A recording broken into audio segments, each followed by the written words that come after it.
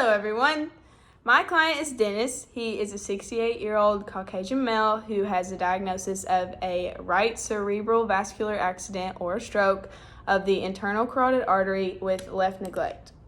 He is recently retired from his job as a postal worker and is looking forward to traveling with his wife and tending to his garden.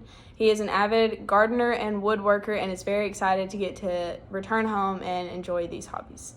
Dennis's main focus is to get back to doing the things in his life that he did before his stroke.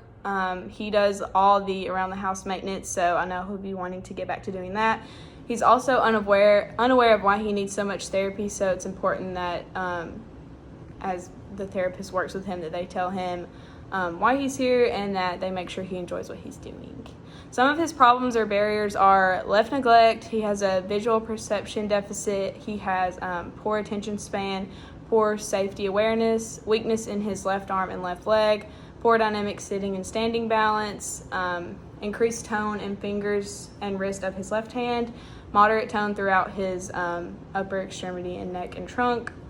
He has weak finger flexion and extension. He's unable to release objects, and left coordination is obviously impaired for both gross and fine motor. So I wanted to make something to improve all of these problems or barriers that Dennis has, but also incorporates hobbies to make it enjoyable for him. My project material, if you didn't get from earlier, is buttons. My first thought was to work on visual scanning to help with his left neglect, but it's not very fun to just pick up buttons. So I wanted to make something more interesting. Therefore, we have the button garden. Let me back up. Dennis wants to get back to one of his favorite hobbies, which is gardening. So I thought that this was the perfect way to do it. With this garden, he can search for the seeds, which are these buttons. Here, I'll hold this up so you can see better. And he can pretend to plant them. This will work on his, this will help his flexibility in his fingers and his wrists, and it'll improve bilateral coordination. I could give him a task of telling him how many buttons are in the garden, and then he can pick them all out or dig them all out, and I can see how many he gets or misses. I chose buttons with brighter or lighter colors so it's easier for him to see.